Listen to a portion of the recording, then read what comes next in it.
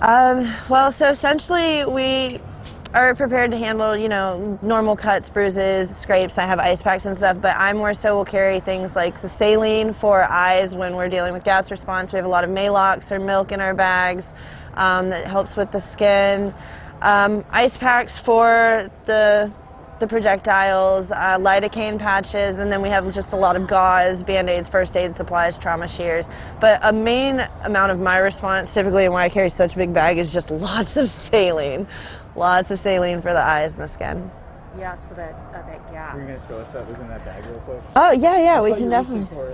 Yeah, no, so I have literally just tons of supplies. I also carry these in there, so you do see some like dark marks, but when we pick up what we're gassed with. But just lots of different types of saline. This is for skin, ice packs, gauze bandage wraps to kind of hold it to there. We have med chem wipes, tourniquet in case we have major injuries like what happened last night. But that was to a head, so we didn't need it for that time. Lots of gauze, surgical gauze, and then, just pockets with more saline and milk. Lots of saline, milk, and burn supplies. So we use this for the skin. It's a Malox.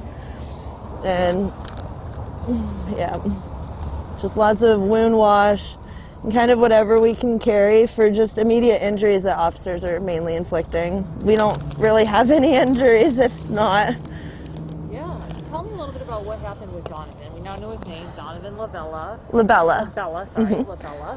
Yeah, so Donovan, we actually, I know there's some videos out, but he was just holding up the boombox. The stereo was playing I Can't Breathe, one of the songs that we've been playing a lot out here.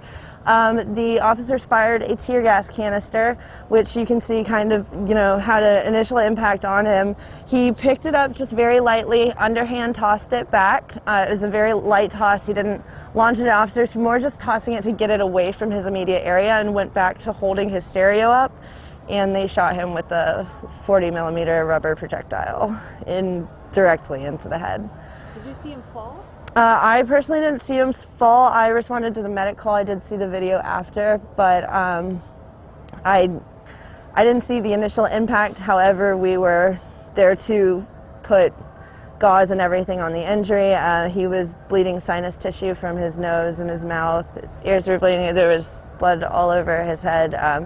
One of my teammates, Chris, was handling the pressure on gauze to the head wound.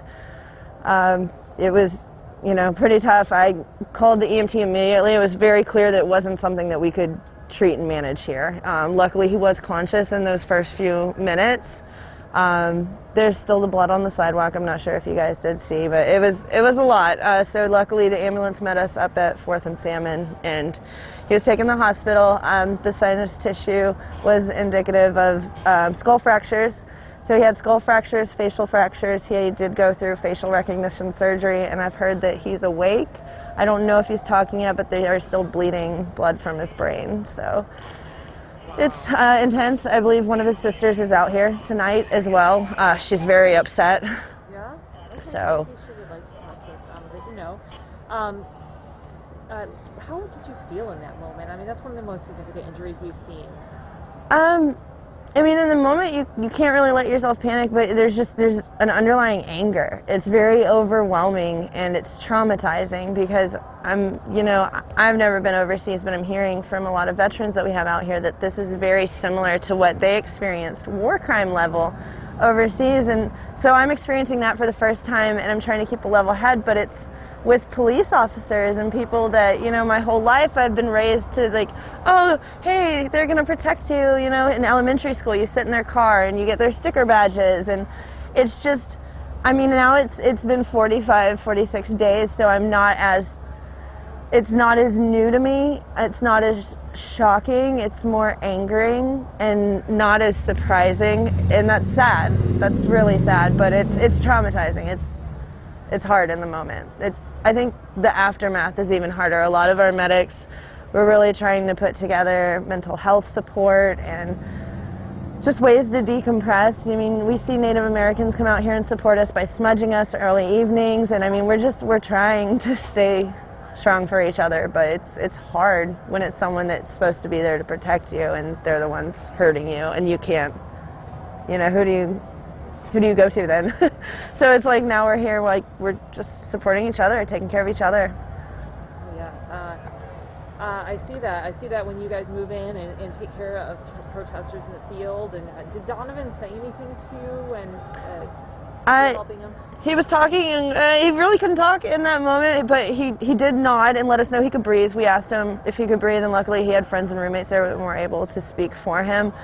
He stood up. He was able to walk to the ambulance. So, I mean, in those few moments, he was coherent before he went into surgery. But it was really scary. It was hard for him to talk because there was so much blood. It was a lot of us just encouraging him to, you know, hey, keep breathing, spit it out, keep breathing. He wasn't able to say much, but he could nod, so he was responding to us that way. Well, it's a relief that it wasn't worse. I know he's had some surgery and stuff, which is hard on the body and things like that. Yeah. But anyway, I'm sure he appreciates you being there, helping. No, it was a team of us. It takes a team. We have a lot of medics out here. We have a lot of support, security, we're a community though, and I really wish Donovan all the best. I know we've known him personally. His roommates are very close. We all send him the best. I know we held a vigil early this morning while he was in surgery, so I think they'll be chanting his name later. I know it's his boombox is the one out there playing the song that he was playing when he got hit. So they've been doing that kind of every 30 minutes to an hour, so we're trying to honor him.